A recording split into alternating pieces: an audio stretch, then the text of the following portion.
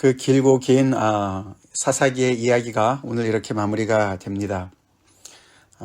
죄의 사이클이 끊임없이 펼쳐지고 있다가 오늘 이렇게 마무리가 되는데 그렇다고 그들의 죄가 없어진 건 아니죠. 오늘의 그 사사기의 맨 마지막 결론이 그때 이스라엘의 왕이 없으므로 사람이 각기 자기의 소견에 오른 대로 행하였더라. 그 땅에 하나님께서 이스라엘에게 왕을 주시기 전까지 그들은 계속해서 자기의 소견대로 행했던 것이죠. 그렇게 참 우울하게 절망적으로 이야기가 이렇게 끝나는 것 같지만 또 이스라엘의 왕을 또 허락하실 하나님을 바라보게 하는 소망을 또 우리가 보게 됩니다. 우리 그런 말이 있어요. 건강은 건강할 때 지켜야 된다라는 말이 있습니다. 그렇죠? 우리가 몸의 한 부분이 고장이 나면 그거 고치려고 그러다가 또 다른 데가 또 고장이 나고 또 다른 데가 고장이 나고 이러면서 점점 더 우리가 건강을 잃게 되는 이제 그런 일들을 이제 두고 하는 말이라고 생각이 듭니다. 이스라엘 백성들이 하나님의 은혜로 출애굽을 하고 또 하나님의 은혜로 광야를 지나서 가나안 땅에 정착을 했을 때 그들이 이렇게 건강했을 때 정말 하나님의 말씀을 따라서 하나님의 성막에서 늘 예배를 드리며 하나님의 율법을 따라서 늘 순종을 하고 그렇게 건강을 계속 지켰었다면은 참 얼마나 좋았을까. 오늘 본문도 보면은 이제 그 베냐민 지파의 그 한 부분이었던 기브아 사람들, 그것도 그들의 부분이었던 기브아 불량배들, 그 기브아의 불량배들의 그 썩은 그런 행동들, 정말 상상도 못할 그런 일들, 소돔에서나 벌어졌던 그런 일들이 그 땅에서 벌어진 그것을 통해서 결국은 그들을 응징하는 과정에서 이 베냐민 지파가 완전히 멸절되다시피 하지 않았습니까?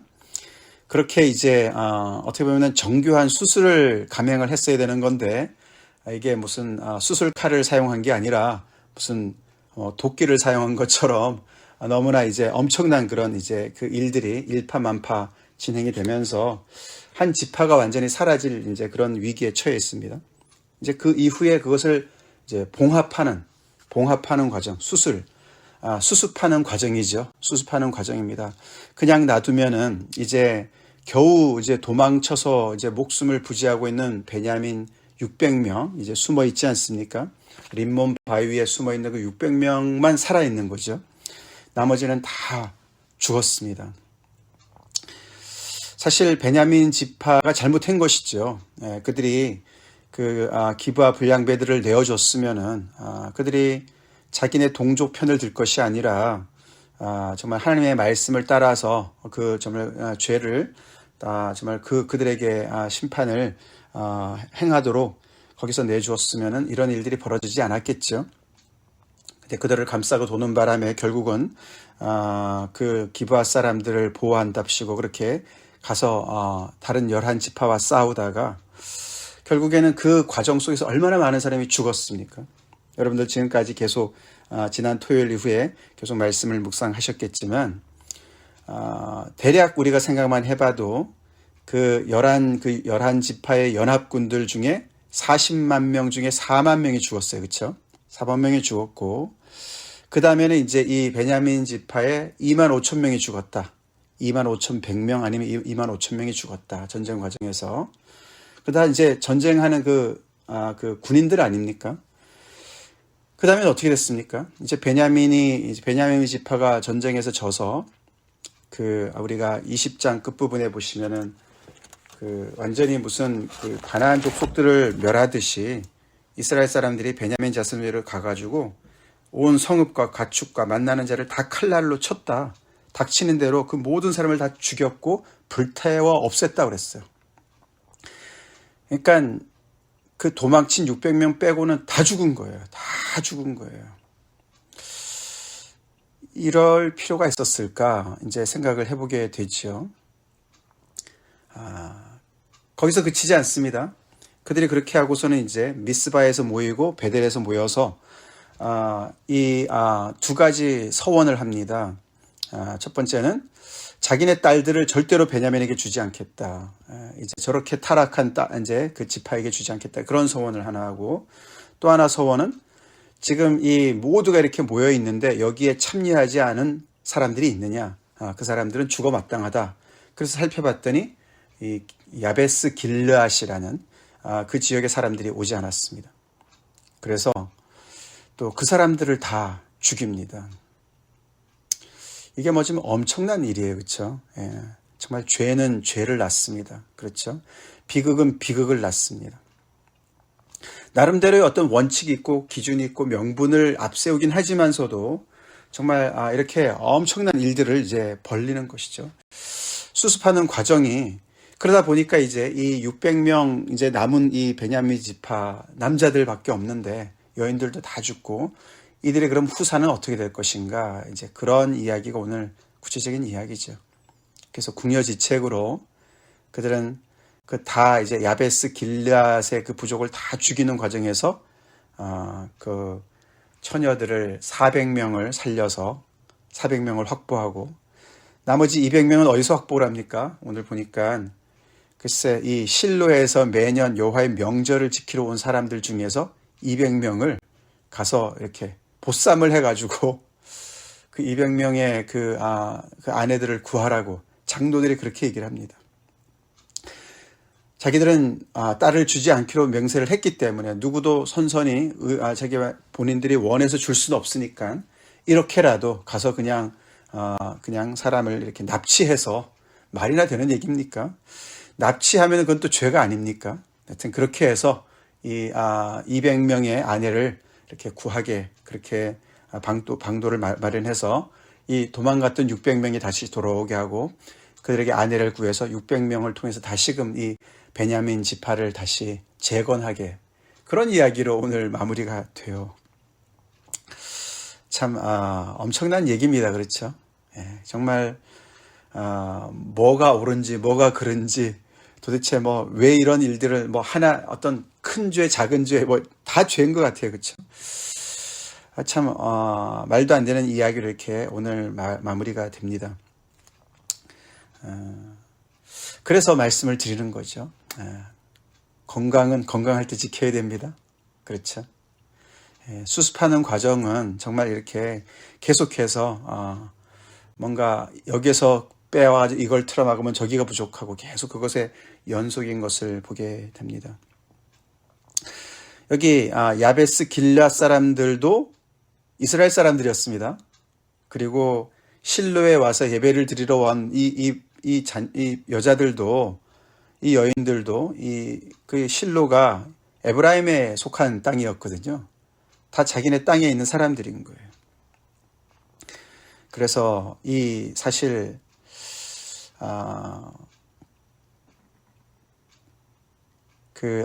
레위 지파 한 사람의 그 첩의 죽음을 통해서 결국은 드러난 이 이스라엘 백성들의 이 죄악 그것을 처리하는 과정에서 이렇게 수많은 인명들이 정말 죽게 되고 자기네 동족 간에 이런 끊임없는 그런 정말 살상이 이어지다가 이렇게 이제 마무리가 봉합이 되는 것을 봐요.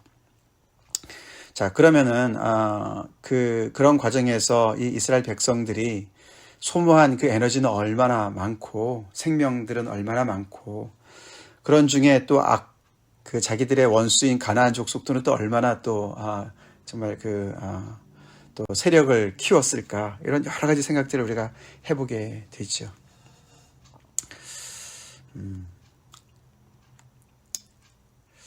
그래서 참 욕심이 잉태한 지 죄를 낳고 죄가 장상한 즉 사망을 낳는다는 것은 어떻게 보면은 가만히 놔두면은 계속 진행이 되는 그런 정말 자연스러운 그런 과정인 것 같습니다.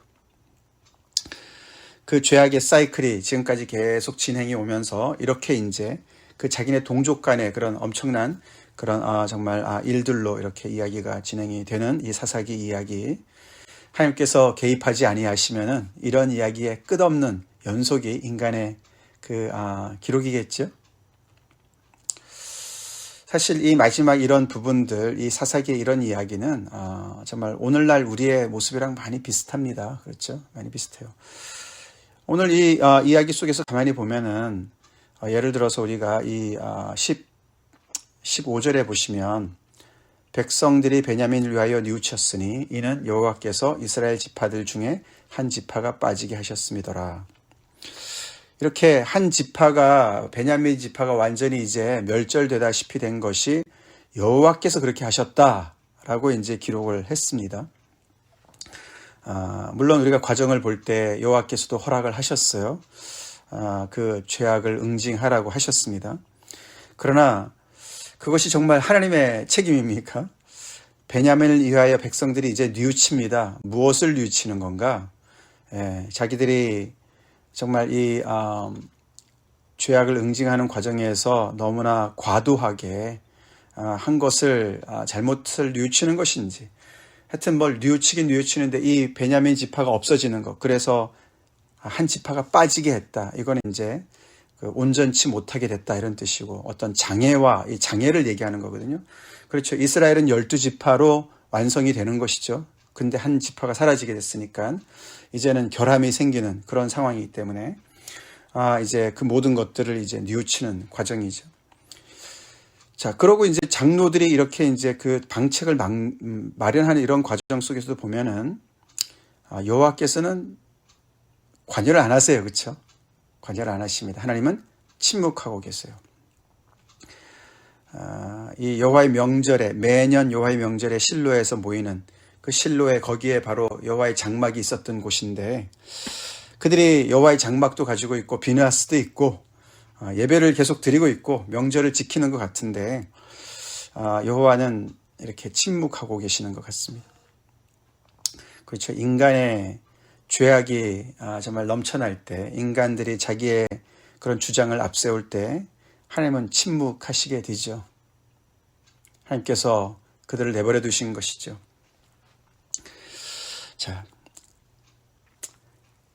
그런 정말 암울한 이야기가 이렇게 마무리가 됩니다. 그래서 사사기가 일단은 끝나서 참 감사해요. 감사하지만 우리는 다시 한번 이렇게 오늘 맨 마지막 말씀을 묵상해 볼 때 25절에 이 말씀을 이런 이제 그 절망과 소망을 같이 보여줘요. 그렇죠? 이스라엘의 왕이 없으므로 이런 일들이 벌어졌다. 그 말은 이스라엘의 왕이 있으면 나아질 것이다. 이런 걸 내포하고 있습니다. 그렇죠? 그렇죠? 그래서 이스라엘의 왕이 있기만 하면 이런 백성들이 자기들 나름대로 자기네 지파 간에 이게 뭔가 전체를 아우르는 어떤 그런 어떤 그 체제가 필요한 것도 있고, 그리고 또 모든 백성들이 함께 정말 마음을 모을 수 있는 어떤 구심점이 필요한 것을 얘기하는 거 아닙니까?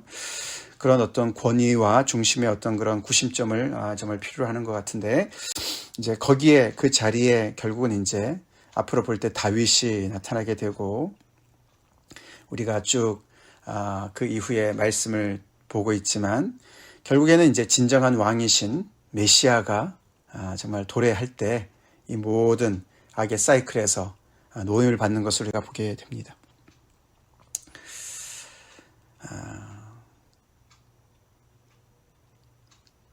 인간의 그 죄의 사이클을 끊으시는 메시아, 개인적으로도 그렇고 단체적으로도 그렇고 정말 우리는 왕이 필요합니다.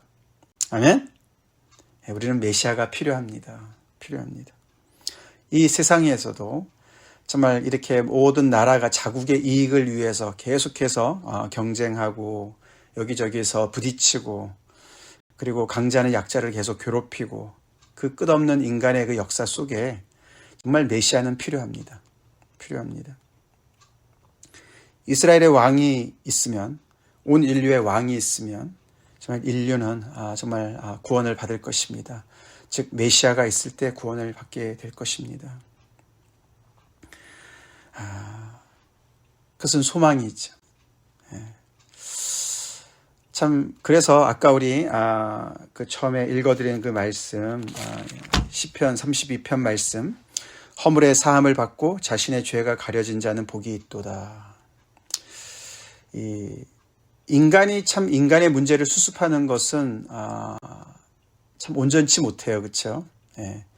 항상 부족한 데서 이렇게 메꾸는 그런 과정이기 때문에 그렇습니다.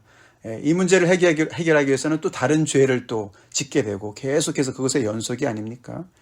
그래서 우리는 하나님의 은혜가 필요합니다. 그렇죠? 하늘로부터 내리는 은혜가 필요해요. 허물을 해결할 수 있고 죄를 해결할 수 있는 것은 다른 죄를 지어서 해결할 수 있는 것이 아니라 하나님으로부터 사함을 받고 죄의 가림을 받는 복을 누려야 가능한 것이죠. 이 땅에 하나님께서 메시아를 보내주셔야 우리 인간의 문제가 해결되는 것이죠. 예수님이 내 안에 들어오셔서 우리 문제가 해결되었습니까? 너희 안에 계시는 그리스도, 너희 안에 계시는 그리스도. 그 그리스도께서 우리 문제를 해결하실 수 있도록 우리 그분 앞에 무릎을 꿇읍시다. 이스라엘에게 왕을 주셨어요, 하나님께서. 그렇지만 그들이 그렇다고 해서 그들이 이런 문제 속에서 완전히 벗어나지 못했습니다. 그렇죠? 정말 하나님 앞에 바로 서 있는 왕들이 있을 때는 그들이 하나님 앞에 서서 많은 문제들을 해결하게 되고 더 정말 부강하고 정말 이렇게 잘 사는 나라가 되었었지만 그들이 왕을 정말 이렇게 따르지 않거나 또는 왕이 타락하거나 그렇게 되면 그들 또한 또 이렇게 또다시 이런 문제 속에 빠졌습니다. 마찬가지로 우리가 그 정말 하나님께서 허락하신 그 그리스도 예수를 메시아를 우리 마음속에 모신 그런 사람들이지만 우리가 그분의 통치를 받지 않는다면 우리 안에 계시는 그리스도의 통치를 받지 않는다면 그분이 우리의 왕 되심으로 우리를 이끄시는 대로 우리가 순종하지 않는다면 우리의 삶 속에는 계속해서 이런 죄악의 사이클이 끊어지지 않을 것이고 또 우리 가운데서도 죄악의 사이클이 끊어지지 않을 것이죠. 그렇죠? 그래서 우리는 정말 다시 한번 우리 안에 내주하시는 그리스도 예수, 우리 안에 거하시는 그리스도 예수, 그 예수를 정말 믿음으로 따르는 그런 우리 한 사람 한 사람 되어야 되겠습니다. 이 사사기 말씀의 결론을 그렇게 우리가 내려야 되겠습니다. 하나님의 은혜입니다. 이 베냐민 지파가 이렇게 정말 완전히 정말 다 완전히 멸절될 수밖에 없는 상황 속에 있었는데 결국 그 지파가 계속 이제 다시 회복이 되어서 어떻게 됩니까? 결국 이스라엘의 초대 왕인 사울이 그 지파에서 나오지 않습니까? 그것도 보면 참 하나님의 은혜이죠. 하나님의 은혜입니다.